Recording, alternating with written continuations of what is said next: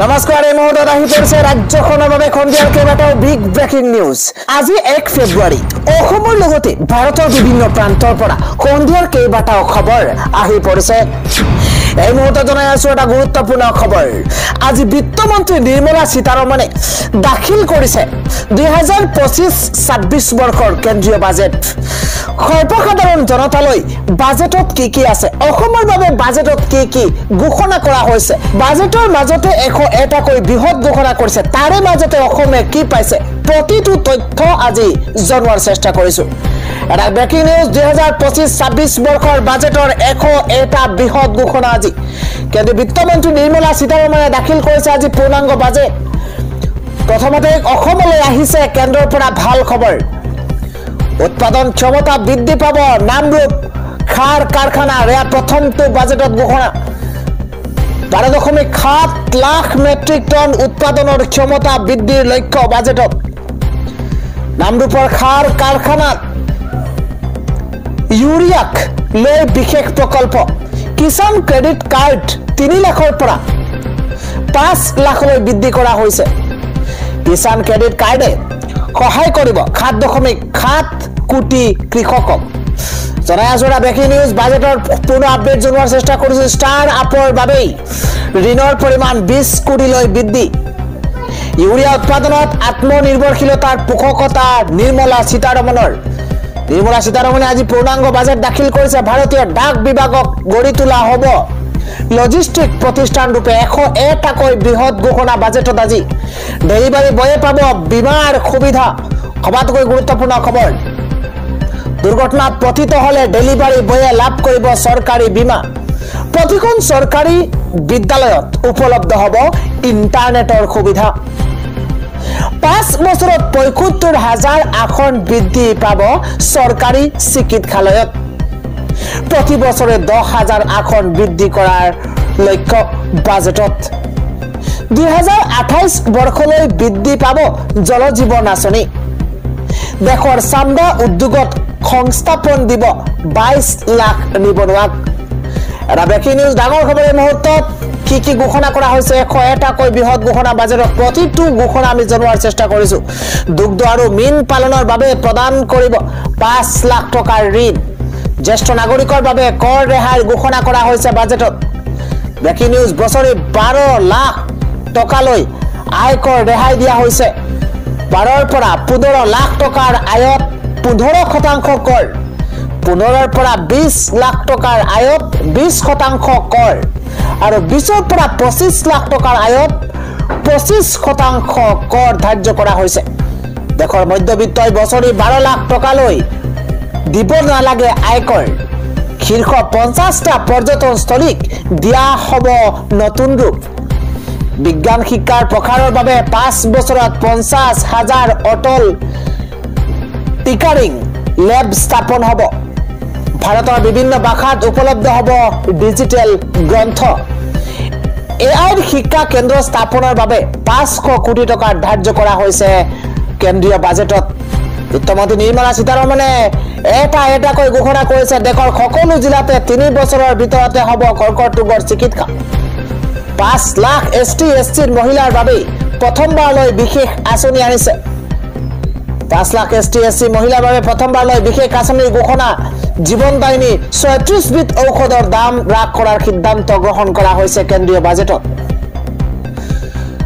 আবকাৰী শুল্ক হ্ৰাস হ'ব 36 বিধ ঔষধৰ। সবাতোকৈ গুৰুত্বপূৰ্ণ খবৰ। কৰ্কট ৰোগ ঔষধৰ দাম হ্ৰাস কৰাৰ সিদ্ধান্ত বাজেটত। দাম কমিল মোবাইলৰ চাৰ্জাৰ বেটাৰীৰ। সমান্তৰালভাৱে LED LCDৰ দাম হ্ৰাস কৰাৰ সিদ্ধান্ত গ্ৰহণ কৰা হৈছে কেন্দ্ৰীয় বাজেটত। সমান্তৰালভাৱে চামৰাৰে নিৰ্মিত সামগ্ৰীৰ দাম হ্ৰাস কৰাৰ ঘোষণা কৰা হৈছে। সবাতোকৈ গুৰুত্বপূৰ্ণ খবৰ। দাম হ্ৰাস পাব কপাহী কাপোৰৰ। ইলেক্ট্ৰনিক সামগ্ৰীৰ দাম হ্ৰাস কৰাৰ সিদ্ধান্ত গ্ৰহণ কৰা হৈছে পূৰ্ণাংগ বাজেটত।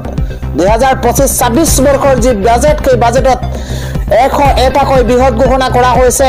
বিদ্যুৎ চালিত বাহনৰ কমিব দাম। 2চকীয়া আৰু 4চকীয়া বাহনৰ দাম হ্ৰাস কৰাৰ সিদ্ধান্ত গ্ৰহণ কৰা হৈছে। EV বেটাৰীটো মূল্য হ্ৰাস কৰাৰ সিদ্ধান্ত বাজেটত।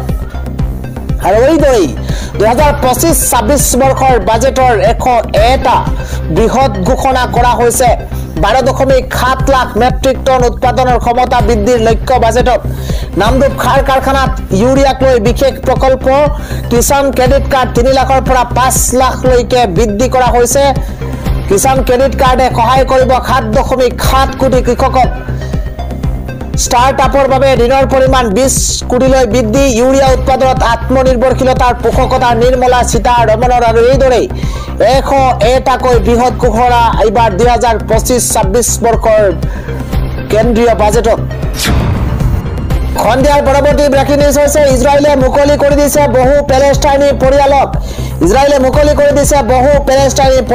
বিগ ব্ৰেকিং নিউজ ইজৰাইলী সেনাৰ পৰা মুকলি হৈ অহাৰ পাছত এতিয়া আনন্দমুখৰ পৰিৱেশৰ সূচনা হৈছে দুখন বাছেৰে নিজৰ ঘৰ মোৱা বহু পেলেষ্টাইনী নাগৰিক সবাতোকৈ গুৰুত্বপূৰ্ণ খবৰ এই মুহূৰ্তত জনোৱাৰ চেষ্টা কৰিছো বহু পেলেষ্টাইনী ইতিমধ্যে ঘৰ মোৱা হৈছে মুকলি হৈ অহা পেলেষ্টাইনীক আদৰিবলৈ ব্যাপক ভিৰ কৰা পৰিলক্ষিত হৈছে পেলেষ্টাইনী বন্দীসকলক নিবলৈ অপেক্ষা কৰিছে পৰিয়ালবৰ্গে অপেক্ষা কৰি আছে আৰু পেলেষ্টাইনী লোকক মুকলি কৰি দিলেও যুদ্ধ অব্যাহত ৰাখিছে ইজৰাইলে ধাৰাবাহিকভাৱে যুদ্ধ অব্যাহত থাকিব আৰু যুদ্ধবিৰতি আলোচনাৰ মাজতে ইজৰাইলে মুকলি কৰিছে 110 জন পেলেষ্টাইনী অফৰ কাৰাগাৰৰ পৰা ৱেষ্ট বেংকৰ ৰামল্লাহলৈ অনা হয় পেলেষ্টাইনী নাগৰিকক ইজৰাইলে মুকলি কৰি দিছে বহু পেলেষ্টাইনী পৰিয়ালক এটা ব্ৰেকিং নিউজ ইজৰাইলে মুকলি কৰি দিছে ইতিমধ্যে পেলেষ্টাইনী পৰিয়ালক আৰু এটা গুৰুত্বপূৰ্ণ খবৰ হৈছে বাজেটত এইবাৰ নীতিশ মৰম দেখিবলৈ পোৱা গৈছে কেন্দ্ৰীয় চৰকাৰৰ তৰফৰ পৰা এইবাৰ 2025-26 বৰ্ষৰ বাজেটত নীতিশলৈ কি মৰম জচা হৈছে আমি প্ৰতিটো তথ্য জনোৱাৰ চেষ্টা কৰিছো এটা ব্ৰেকিং নিউজ নীতিশ কুমাৰক সন্তুষ্ট কৰিবলৈ বাজেটত বৃহৎ ঘোষণা বিহাৰলৈ কেইবাটাও বহুমূলীয়া উপহাৰ প্ৰধানমন্ত্ৰী নৰেন্দ্ৰ মোদীৰ সাধাৰণ বাজেটত বিহাৰৰ বাবে 7টাকৈ ডাঙৰ ঘোষণা কৰা হৈছে পাটনা IITৰ সম্প্ৰসাৰণৰ ঘোষণা কৰা হৈছে বাজেটত বিহাৰত গঠন কৰা হ'ব মাখনা বোৰ্ড আৰু এই বোৰ্ডৰ দ্বাৰা মাখনা ব্যৱসায় সহজ কৰি তোলা হ'ব নীতিশলৈ এইবাৰ বৃহৎ অফাৰ আগবঢ়োৱা হৈছে বিহাৰলৈ কেইবাটাও বিনামূলীয়া উপহাৰ মোদী চৰকাৰৰ বিহাৰত খোলা হ'ব national institute of food processing পশ্চিম কোশিখালৰ বাবে ধন আবণ্টন আগবঢ়োৱা হৈছে 20টা বিমানবন্দৰ পাটনা বিমানবন্দৰৰ সম্প্ৰসাৰণ কৰা হ'ব বৃহৎ ঘোষণা এইবাৰ কেন্দ্ৰীয় বাজেটত 3টা নতুন গ্ৰীণফিল্ড এয়াৰপোৰ্ট নিৰ্মাণ কৰাৰ ঘোষণা কৰা হৈছে কেন্দ্ৰীয় বাজেটত ভোগলপুৰ ৰাজগীৰ আৰু সোণাপুৰত নিৰ্মাণ হ'ব গ্ৰীণফিল্ড এয়াৰপোৰ্ট আৰু এইদৰে বাজেটত বৃহৎ ঘোষণা কৰা হৈছে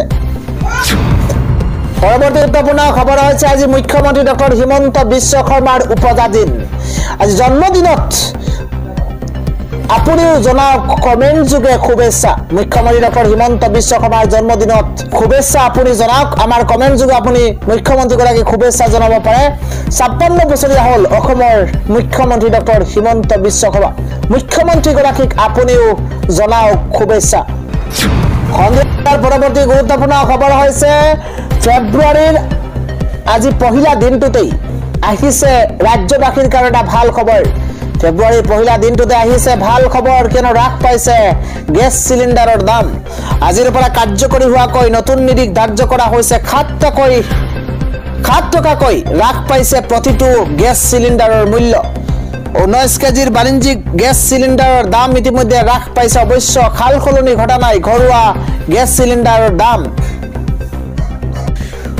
পৰৱৰ্তী গুৰুত্বপূৰ্ণ খবৰ হৈছে আজি হৈছে 1 ফেব্ৰুৱাৰী আৰু লাখ লাখ ৰেচন কাৰ্ডৰ হিতাধিকাৰীৰ বাবে ভাল খবৰ ৰাজ্যত আজিৰ পৰা আৰম্ভ হৈছে অন্ন সেৱা সপ্তাহ দৰিদ্ৰ পৰিয়ালক লৈ ডাঙৰ সিদ্ধান্ত লৈছে এইবাৰ চৰকাৰখনে 1 ফেব্ৰুৱাৰীৰ পৰা 10 ফেব্ৰুৱাৰীলৈ ৰেচন লাভ কৰিব হিতাধিকাৰীয়ে যিসকলে নতুনকৈ কাৰ্ড লাভ কৰিছে তেওঁলোকেও ৰেচন লাভ কৰিব আজি সুলভ মূল্যৰ দোকানীয়ে ৰেচনৰ ক্ষেত্ৰত কৰিব নোৱাৰিব কোনো ধৰণৰ খেলিমেলি কৰিব নোৱাৰিব সুলভ মূল্যৰ দোকানীয়ে ৰেচনৰ ক্ষেত্ৰত কোনো খেলিমেলি কৰিব নোৱাৰিব হিতাধিকাৰীয়ে অভিযোগ দিলেই আইনৰ ৰুখত পৰিব দোকানী ৰেচন সংগ্ৰহ কৰাৰ সময়ত আপুনি মনত ৰাখিব আপুনি ফিংগাৰপ্ৰিণ্ট দিব আপুনি ৰচিদ সংগ্ৰহ কৰিব ইপিএছ মেচিনৰ জৰিয়তে আপোনাৰ ৰচিদ আপুনি সংগ্ৰহ কৰিব